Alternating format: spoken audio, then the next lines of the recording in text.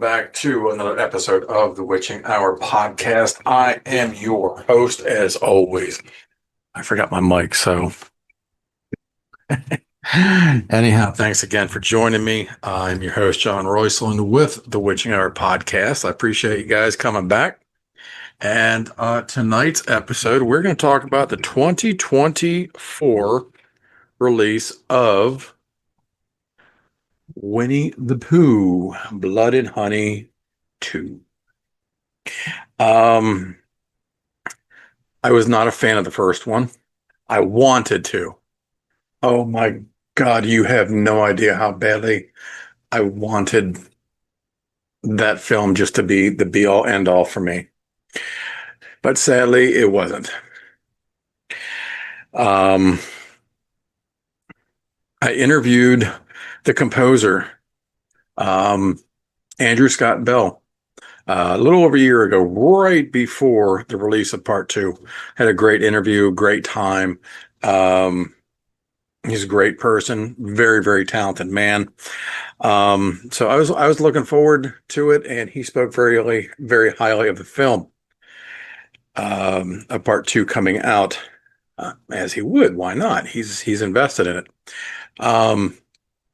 So it is streaming on Peacock, and I sat down, got comfy, started watching it.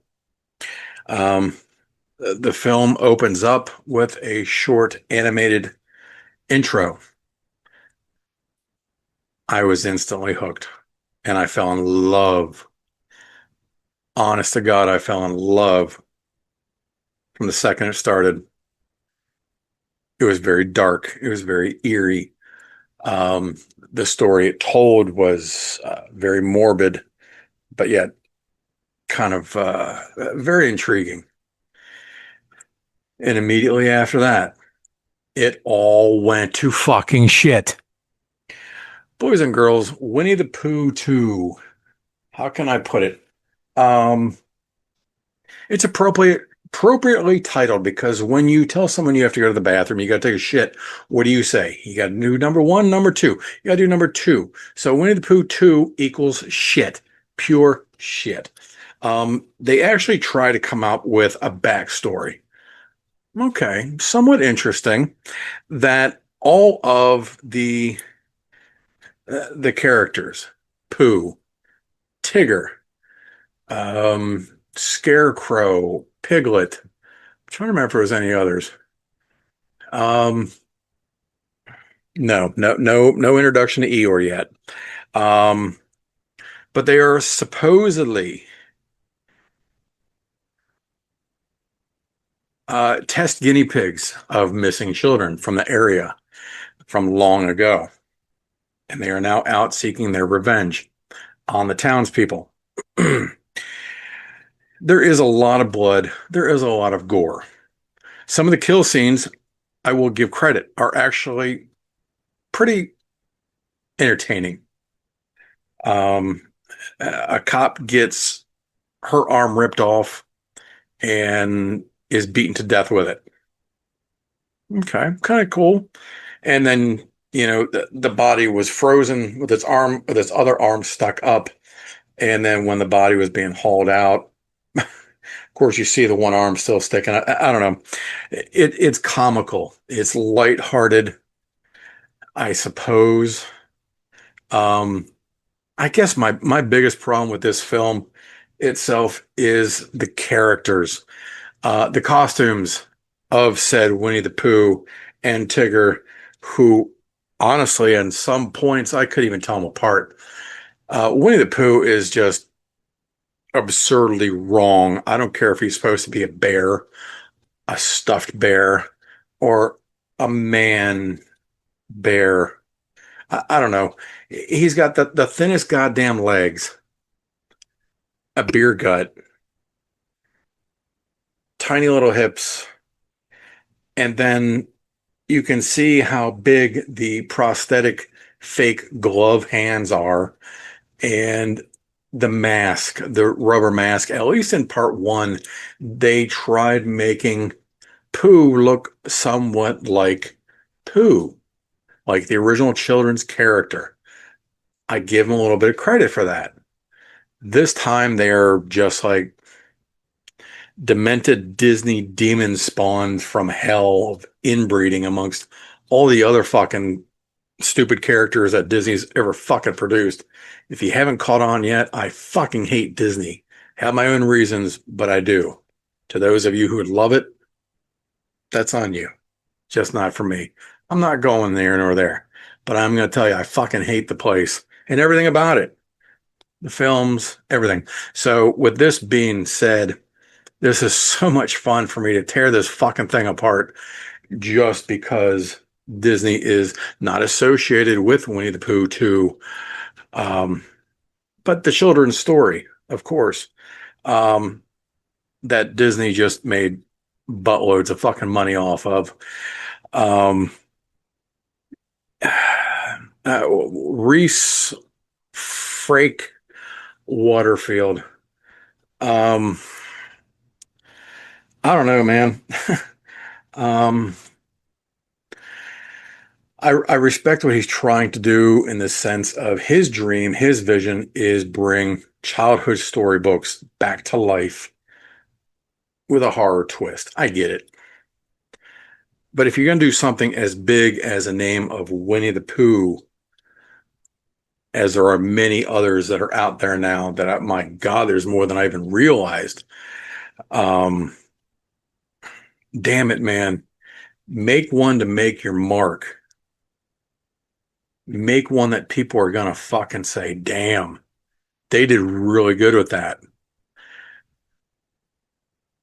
The Grinch, I will give as a comparison. That was one of my childhood loves. Every Christmas, watching the 22-minute Grinch every year, every single year, until it was banned for like 2 or 3 years, I believe, because it was too disturbing for children. And then all of a sudden, I'm in the movie theater and I see a cardboard cutout of a big green hand holding a red ornament. Coming soon, um, the Grinch. It took me years. I personally would not watch the movie because of what it meant to me as a child. You could never live up to that expectation. And at a family friends Christmas get together, it was being played, so I reluctantly watched it. Okay, they did their homework. They invested in it. Now, I understand Winnie the Pooh and Part Two are both technically indie films. They do have backings, though, with decent enough sized pockets to make a decent film. This is not it. Everybody a couple weeks ago was saying how Adam Sandler came back and made uh what the hell the golf movie, um Happy Gilmore Part 2, and it was immediately said to be the worst sequel ever made. I personally couldn't stop laughing, and I actually laughed out loud at the movie, which very rarely ever happens. But I'll tell you what, this fucking piece of shit, the only thing that I was glad about was that it moved at a very fast pace. It really did. And it was streaming. And everybody's got commercials now unless you pay extra for it. And I'm not doing that shit. So normally the commercials drive me crazy because I'm in the middle of watching a film. Okay, I don't want to see somebody having sex or getting their head split open or being cussed out royally and then go into a Downy commercial. It just doesn't work. But I was grateful when the commercials came on because it gave me a break because my head was fucking killing me from this film. Again, a lot of blood, a lot of gore, um, just bad acting. Um, Tigger, what is he known for? His tail. Boing, boing, boing. Okay, could they have not incorporated that somehow? No, no, no. He just cat claws. That's it. Um, Now Here's the really bad part. Lined it beautifully for a part three. So for those of you who turned it off early or once the credits stopped, got up and turned it off, you missed it. There is a part three. They left it wide open. Um, I know this isn't a Hollywood production film, and there are a lot of indie films out there that come across as bad because they don't have the budget, because they're making it out of their own pocket from working a couple extra hours of overtime on their job to make their own film with their friends or with a couple other indie actors. You have different tiers, different quality of films. This was one that was high up there. Okay, this is part two. Part one and part two were both seen in movie theaters. They made some money off of this. Regardless of how good or bad it was, they still made some money. I'm not saying that they're living in the Hollywood Hills, but to get to that status, you did make some money. Just a return from horror fans saying, oh, fuck, we got to go support it. You made some money. Now, the movie posters, I still absolutely love it. I would have to say that I actually liked part one more than I did part two.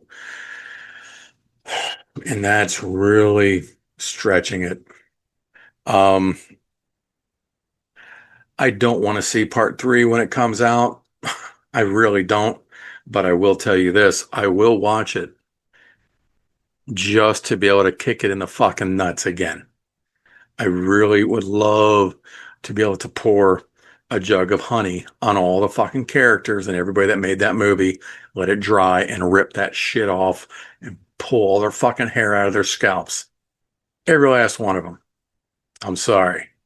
For those of you who enjoyed it, anyway, that's all I got, folks. Winnie the Pooh Part 2, you are on your own with that pile of bear shit. That's it.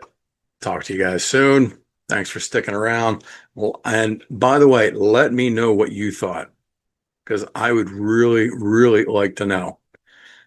Like I said, I openly admit an interesting twist on where the characters came from. A lot of blood, a lot of gore, just badly done. That's it.